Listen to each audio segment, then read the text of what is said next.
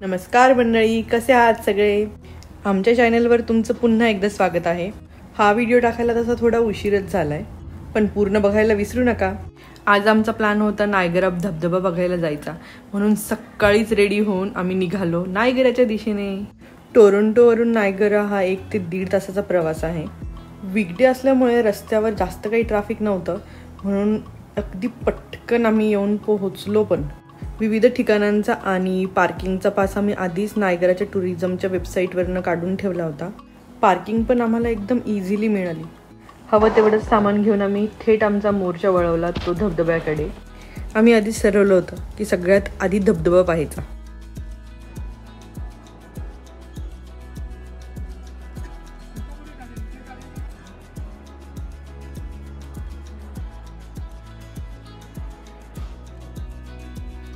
खरंच वीकडे असल्यामुळे गर्दी बरीचशी कमी होती.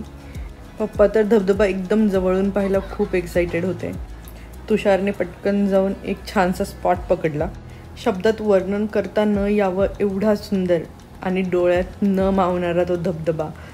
त्याचं ते महाकाय रूप आणि निळेशार पाणी, त्याच्याकडे जणू तासनतास बघतच राहावं असं वाटतं.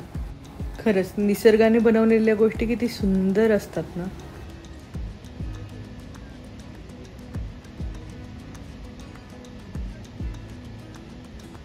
आता आम्ही सगळे निघालो होतो क्रूजकडे, जी बोट तुम्हाला अगदी त्याच्या जवळ घेऊन जाते. तीही आम्ही ऑलरेडी बुक करून ठेवली होती. इथे खूप सारे वेगवेगळ्या ॲक्टिव्हिटीज पण आहेत करायला, जसं हे झिप लाईन. थोडंसं उठत बसत फोटो काढत आणि आजूबाजूचा मस्त असा निसर्ग पाहत आम्ही फायनली येऊन पोहोचलो जिथून क्रूज स्टार्ट होते. आम्ही तिकीट ऑलरेडी ऑनलाईन काढल्यामुळे आम्हाला रांगेत उभं राहावं नाही लागलं.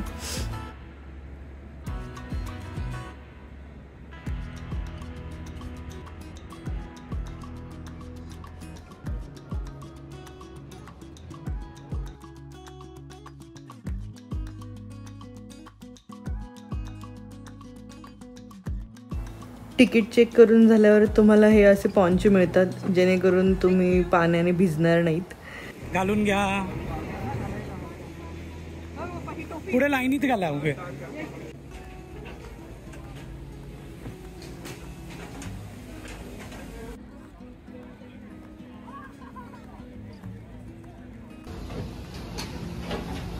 बोटीमध्ये चढल्यानंतर आम्हाला एकदम समोरची मस्त जागा मिळाली, जिथे आम्ही त्याला एकदम जवळून पाहू शकतो. नायगरा धबधबा हा 2 पार्टमध्ये आहे. एक आहे अमेरिकन फॉल आणि दुसरा आहे कॅनेडियन फॉल. सगळ्यात आधी बोट तुम्हाला हा अमेरिकन फॉल दाखवायला घेऊन जाते. तो थोडा छोटा आहे, पण तेवढाच सुंदरही.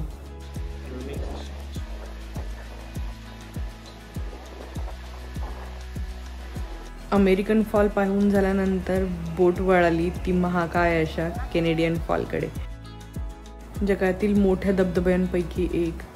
आणि त्याच्यासमोर आपण काहीच नाही असा एवढा मोठा तो धबधबा, एक क्षणही न थांबणारा.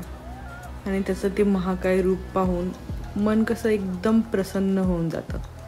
आणि त्याला कॅमेऱ्यात टिपण्याचा हा माझा छोटासा प्रयत्न. 15 मिनिटाच्या राईडनंतर बोटने आम्हाला पुन्हा धक्क्यावर आणून सोडलं आणि मग ही इन्क्लाइन ट्रेन घेऊन आम्ही वरती निघालो. इथूनही तो विशाल धबधबा तितकाच सुंदर दिसत होता. यानंतरचा आमचा प्लॅन होता क्लिफ्टन हिल फिरायचा. क्लिफ्टन हिल हा असा एरिया आहे जिथे तुम्हाला रंगीबिरंगी दुकानं, कॅफे, बिल्डिंग्स, फन गेम्स आणि खूप काही ॲक्टिव्हिटीज आहेत करायला.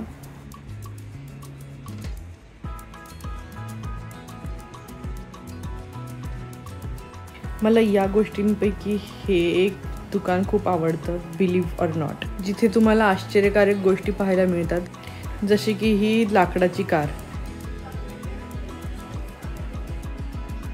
इथं एक झाडाचं खोट ठेवलेलं आहे, जे झाड ऑलमोस्ट स्टॅच्यू ऑफ लिबर्टीच्या हाईट एवढं होतं आणि खूप जुनं सुद्धा. अशा बऱ्याचशा गोष्टी पाहिल्यानंतर आम्ही आलो एका इटालियन रेस्टॉरंटमध्ये. भूकही फार लागली होती. सगळ्यांनी मस्त असं पिझ्झा आणि पास्तावरती ताव मारला. खाऊन झाल्यावरती आम्ही पुन्हा निघालो आमच्या पुढच्या अट्रॅक्शनकडे, जे होतं बिहाइंड द फॉल्स. इथे भली मोठी लाईन होती आणि खरं सांगू आम्हाला ऑलमोस्ट 1 ते 1.5 तास वेट करावा लागला. जर्नी बिहाइंड द फॉल्स म्हणजे तुम्ही धबधब्याच्या अगदी मागच्या बाजूला असता आणि धबधबा तुमच्या समोर कोसळतो. इथे असा एक डेक बनवलेला आहे जिथे बसून तुम्ही त्याला अगदी जवळून पाहू शकता. आम्हाला छानसा रेनबो पण पाहायला मिळाला. आमच्यापैकी कोणाचाही इथून पाय निघत नव्हता. त्याला जितकं पाहावं तितकं कमीच वाटत होतं. पुन्हा एकदा त्याच्या अगदी जवळ जाऊन खूप सारे फोटोज आणि व्हिडिओज काढून घेतले मेमरीजसाठी. आणि इच्छा नसतानाही आम्ही पुन्हा परतीच्या प्रवासाला लागलो.